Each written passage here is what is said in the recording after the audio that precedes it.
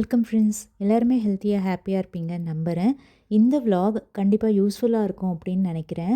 இதில் கருப்புளுந்து இட்லி பொடி, பொரியல் பொடி, ஷாஹி மசாலா, அதாவது நார்த் இந்தியன் டிஷ்ஷஸ் எல்லாத்துக்குமே யூஸ் பண்ணுற மசாலா பவுடர், இது எல்லாத்தையுமே எப்படி ப்ரிப்பேர் பண்ணி ஸ்டோர் பண்ணிக்கிறது அப்படின்றது தான் வந்து காமிச்சிருக்கேன். வாங்க பார்க்கலாம். பொடி அரைக்கிறது இல்லாமல் ஒரு 3 வீக்ஸுக்கு நான் ஏதாவது ஒரு பயிறு வகைகளை வந்து ஊற வச்சுப்பேன். இன்றைக்கி கருப்பு வெள்ளை 2 கொண்டக்கடலையும் கொஞ்சம் மிக்ஸ் பண்ணி எடுத்துக்கிட்டேன். ஸ்ப்ரவுட் பண்ணியும் வந்து சாப்பிட்றது உண்டு. பச்சை பயிறு அதே மாதிரி ராஜ்மா எல்லாத்தையும் வாஷ் பண்ணிவிட்டு ஊற வச்சுட்டேன். இது ஒரு 10 ஹவர்ஸ் கிட்ட ஊறினதுக்கப்புறமா தண்ணியை வடிய விட்டுட்டு அப்படியே மூடி வச்சிட்டோம்னா வந்து அது முளைவிட ஆரம்பிச்சிரும்.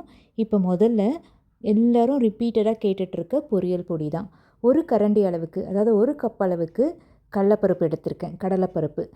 அதே கப்பில் 2 கப் அளவுக்கு வரமல்லி எடுத்துக்கோங்க. 1 டீஸ்பூன் மிளகு, 2 டீஸ்பூன் சீரகம், 1 கைப்பிடி அளவுக்கு பொட்டுக்கடலை, சட்னிக்கு யூஸ் பண்ணுவோம் இல்லையா அது. இது எல்லாமே நல்லா வறுபடட்டும். அதாவது அந்த கடலைப்பருப்பு வந்து கோல்டன் ப்ரௌன் ஆகிற வரைக்கும் வறுத்துக்கோங்க.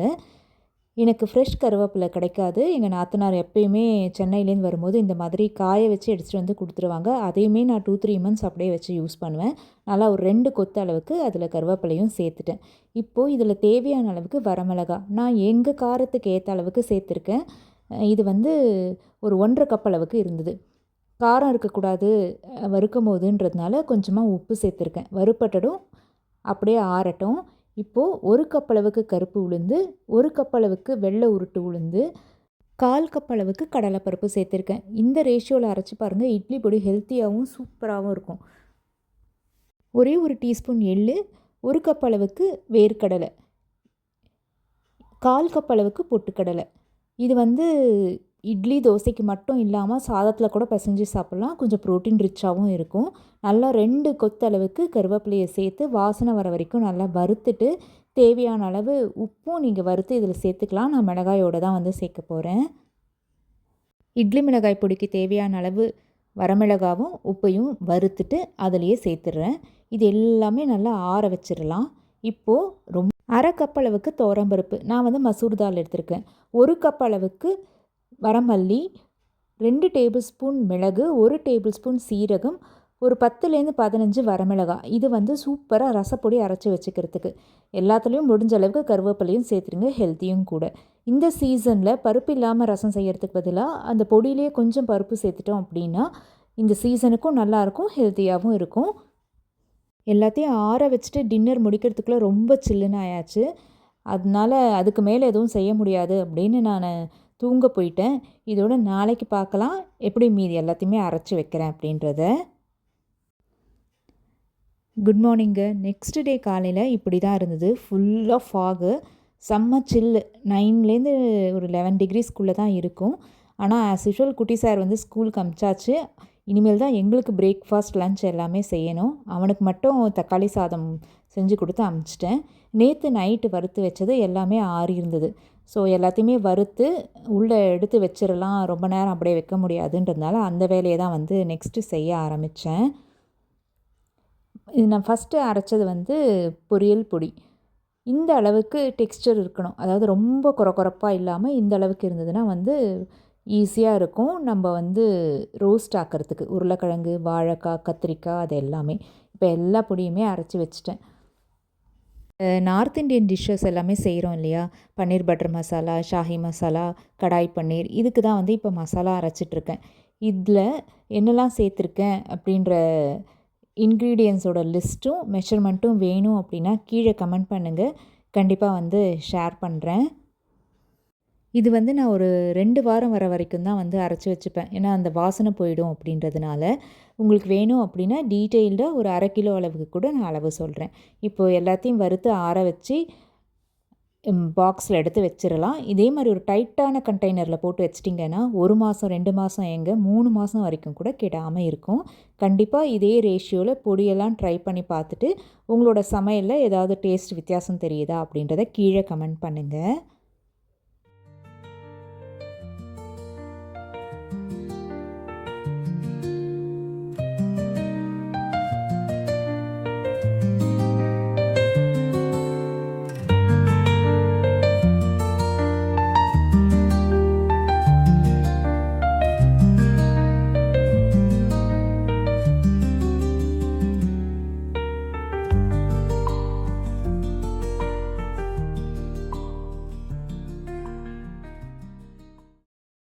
கரெக்டாக அவனுக்கு மட்டும் தக்காளி சாதம் செஞ்சு கொடுத்ததுனால இனிமேல் தான் ஃப்ரெஷ்ஷாக வந்து நான் எல்லாமே செய்ய போகிறேன். பிரேக்ஃபாஸ்ட்டுக்கு சிம்பிளாக இன்றைக்கி அவல் உப்புமா தான். அது மாப்பிள்ளை சம்பா அவல் தான் எடுத்திருக்கேன்.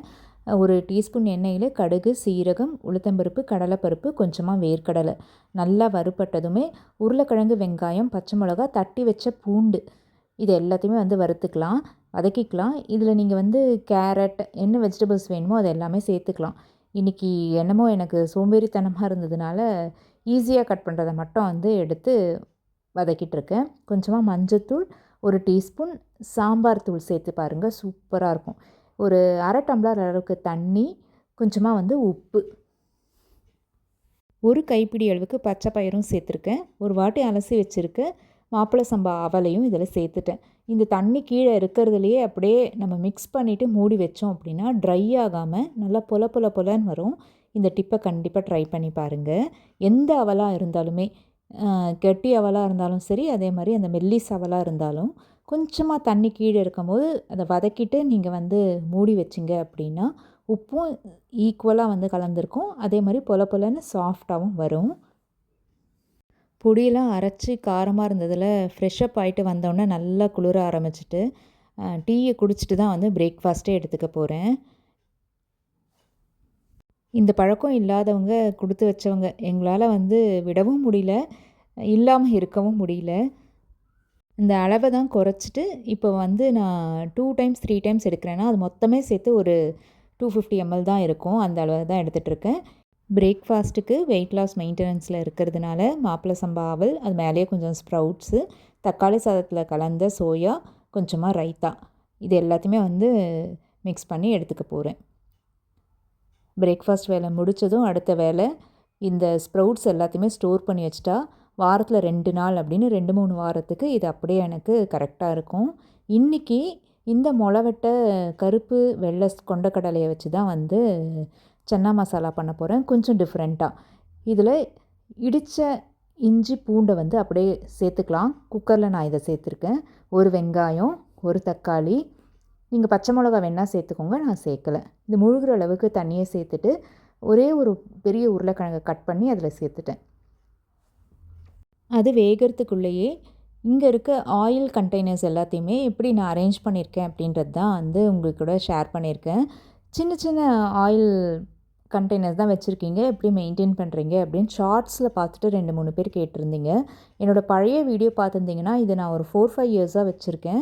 இந்த ஸ்டெயின்லெஸ் ஸ்டீல் கண்டெய்னர்ஸில் தான் நல்லெண்ணெய், கடலெண்ணெய், தேங்காய் எண்ணெய் அந்த மாதிரி. இப்போ இங்கே வந்து ஃப்ரீக்வெண்ட்டாக என்னால் கடலெண்ணெய்லாம் வாங்க முடியல. இங்கே எக்ஸ்பென்சிவாகவும் இருக்குது, கிடைக்கிறதில்ல டெல்லியில். இப்போ தான் ஒரே ஒரு ஃபார்ச்சூனில் வர மஸ்டர்ட் ஆயில் வாங்கியிருக்கேன். அது வந்து எதுவும் ப்ரொமோஷன் கிடையாது. எப்படி இருக்குது அப்படின்றத இனிமேல் தான் பழகிக்கணும் அப்படின்னு நினைக்கிறேன்.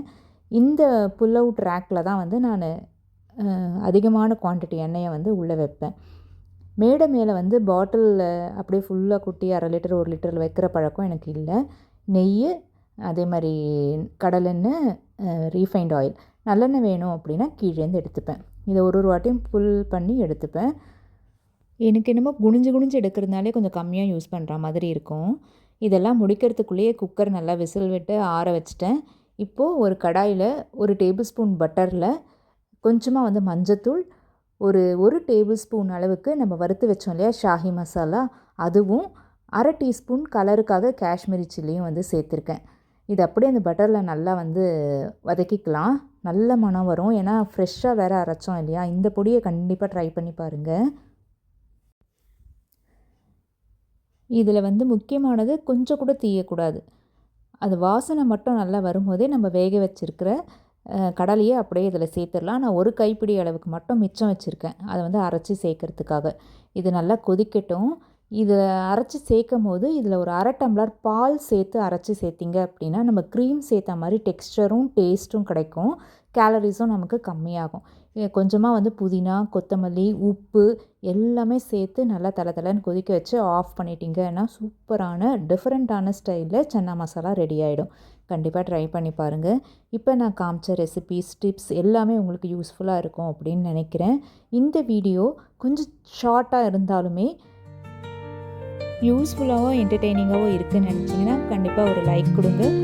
கூடவே வீடியோவை ஹைப்பும் பண்ணி விட்டுருங்க. தேங்க்யூ.